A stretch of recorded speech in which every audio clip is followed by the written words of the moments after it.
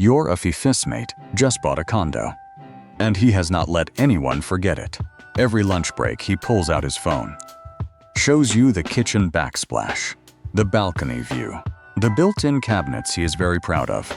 You smile, you say, "Grabe ang ganda naman."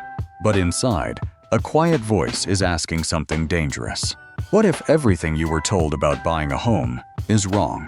Today, we use cold hard math to find out. We grew up with one financial belief hammered into us. Renting is throwing money away. Buying is building an asset. It sounds logical.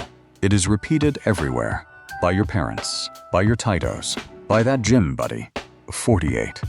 But what if the math tells a completely different story? Today, I will give you the numbers. Real Philippine numbers, 2025, and let them speak for themselves. Let's go. Here is what the real estate agent will never tell you. When you own a home, you are also throwing money away. A lot of it. You just throw it in different directions, so it is harder to see. Let us break it down with real Philippines numbers. A standard condo in a decent location in Metro Manila. Price, 5,000. Down payment 20%. 1 million asin. Loan amount, 4 million asin. Interest rate, 8% per year. Loan term, 20 years. Monthly amortization, roughly 33,000 on. Sounds manageable, right? Here is where it gets uncomfortable. In your very first year of payments, you pay roughly 33,000 every month. But only about 60,500 goes to your actual loan balance. The remaining 26,500, pure interest, sent directly to the bank's pocket. That is 80% of your payment. Gone. Here are the costs that show up after the keys are in your hand. Monthly condo dues and association fees, 3,000 to 6,000. Real property tax, roughly 10,000 to 20,000 per year. That is 1,500 to 1,700 per month. Maintenance and repairs. The rule of thumb is 1% of home value annually. On a 5M condo, that is 50,000 per year. 4,000 per month, just to keep it from falling apart. Add it all up. Monthly amortization, 33,000. Condo dues, spree 4,000. Property tax monthly share, 1,500. Maintenance reserve, 4,000. Total real monthly cost of owning, Freddie 42,500. And in that 42,500, only 6,500 builds equity in year one. That is 15 cents of every peso actually working for you. The other 85 cents? Evaporated. Into interest, into fees, into maintenance. Just like rent. Except nobody calls it throwing money away. So let us be completely honest about both options. Renting. You pay 15,000 to 18,000 a month. You know exactly where every peso goes. Zero surprises. Zero hidden costs. Buying, you pay 40,500 per month all in. Only 15% of that actually builds your ownership. 85% disappears just like rent. The difference between renting and owning is not as big as they told you. The difference is, renting is honest about where the money goes. Owning wears a costume. It looks like investing. But the math says otherwise. Let me introduce two Filipinos. Same age, same income, sprue 60,000 a month. Both living in Metro Manila. Juan decides to rent. A decent one-bedroom near his office. Monthly rent, 18,000 to. The monthly savings versus owning, 24,500. Juan invests that amount every single month. Not in crypto, not in get rich quick. In a simple UITF or Philippine Stock Exchange Index Fund. Average long-term return, 8 to 10% annually. Marco buys the 5M condo. He pays 42,500 every month. He has nothing left to invest. He is hoping the condo appreciates enough to make it worth it. Let us fast forward 25 years. Juan's 24,500 monthly investment at 9% annual return. Total invested, 7,350,000. Value after 25 years, approximately 28 million. 28 million pesos. In liquid investments he can access anytime. No bank permission needed, no selling process. just log in and withdraw. Now Marco's condo, he paid $42,500 per month for 20 years. Total paid $10,200,000. Of that, roughly $3,500,000 went to pure interest, plus maintenance, dues, repairs. Another $1,200,000 over 25 years. His condo, if it appreciated at 5% annually for 25 years, is now worth approximately $16,900,000. On paper, that sounds great. But here is the problem. He cannot eat the equity. He cannot pay his child's tuition with the condo. He cannot invest in an opportunity with that money. It is frozen, unless he sells. And if he sells, where does he live? There is a concept in physics called Schrödinger's cat.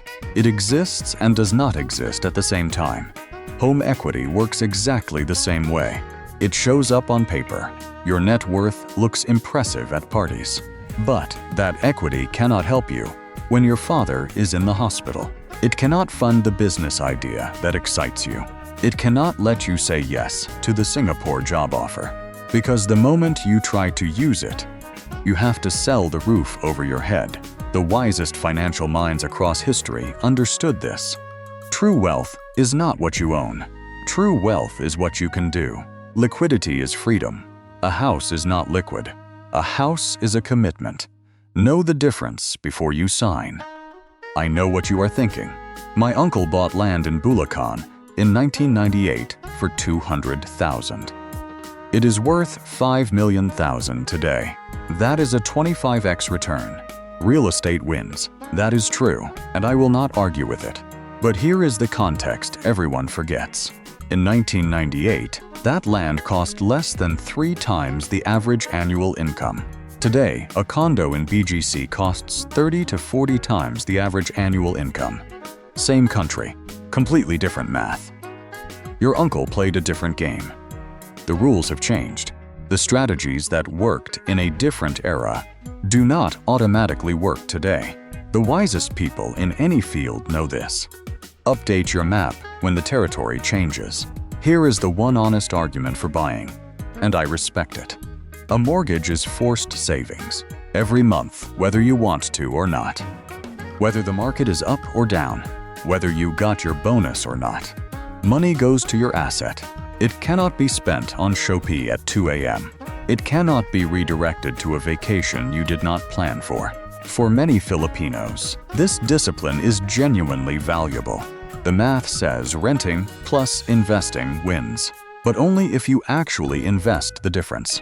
If you rent for $18,000 and spend the extra for $24,500 on malls and food delivery, the renter loses badly.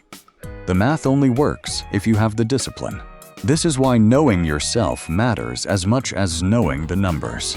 There is a pressure in Filipino culture that we rarely talk about. The pressure to buy a house as proof of success. Your mother worries if you are still renting at 35. Your relatives ask when you are going to settle down. Society reads renting as temporary, as unsettled, as failing. This is a belief inherited from a different era, when land was cheap, when mortgages were short, when one income could pay off a house in 7 years. That world is gone, but the belief stayed. The wisest people in any generation do the same thing. They question inherited beliefs, not to disrespect their parents, but to find what is actually true today. Buying a house to make others comfortable with your life choices is the most expensive way to earn approval. I am not telling you never to buy. I am telling you to buy at the right time, under the right conditions. Condition 1. Your total housing cost is below 25% of your income, not 40%, not 50%, 25%. If the mortgage requires more than that, the math does not work. Condition 2. You plan to stay in that specific location for at least 7 to 10 years. The transaction costs of buying and selling, agents, transfer taxes, documentary stamps, typically cost 8 to 10% of the property value. You need years of appreciation just to break even on those costs alone. Condition 3. You have your emergency fund fully built. From Video 4. Remember the 50,000 to 100,000 buffer. If you are draining that to make the down payment, wait. A house without a financial cushion is a house that owns you, not the other way around. Here is the honest picture of the Philippines market in 2025. Metro Manila, BGC, Makati QC. Price-to-income ratios are 20 to 35 times annual salary. That math does not work for most Filipino workers. But provincial cities, Iloilo, Davao, Bacolod, Cagayan de Oro, price-to-income ratios are still 5 to 10 times. That is a completely different calculation. If you are working remotely, if your family is provincial, if you plan to stay in one place for 10 years, buying in a provincial city may genuinely make sense. But if you are in Metro Manila, mid-career, still growing, renting and investing the difference is almost certainly the smarter financial move. The Kuripot Club answer is not always rent or always buy. The Kuripot Club answer is run the numbers. Your numbers, honestly. Let me paint you a picture of what winning looks like in the Philippines in 2025. Winning is renting a comfortable place for 20 to 25% of your income, not 50% to 60% like a mortgage often demands. Winning is having 500,000 in liquid investments, not 500,000 locked inside a wall you cannot touch. Winning is sleeping soundly, not lying awake calculating if this month's salary covers the amortization. Winning is when a better job offer comes from Cebu, and you say yes, you pack up, you move. Within 30 days, the homeowner has to sell first, or find a tenant, or keep paying both. Winning is when the economy contracts, as it does, every decade, and you reduce your rent by moving to a smaller place. The homeowner keeps paying the same mortgage regardless. That is what the wisest people across history understood. True wealth is the ability to choose, not to possess. To choose your city, your career, your lifestyle, without a 20-year financial chain around your ankle. Here is your homework for tonight.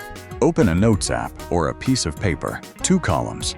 Column A, total monthly cost of renting your current or desired place, plus the investment return if you invest the savings monthly.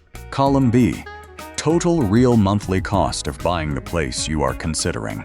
Amortization, plus condo dues, plus property tax, plus maintenance reserve. Run it for 10 years, then 20 years. Look at which column is larger. That is not my opinion. That is mathematics. And mathematics does not have an agenda. And the next time someone says, renting is throwing money away, ask them these questions calmly. How much interest did you pay your bank last year? How much did you spend on maintenance and repairs? Have you ever calculated your actual return versus just investing the down payment? Watch them go quiet, because most people have never done the math. They just repeated what they were told. But you have, and now you know.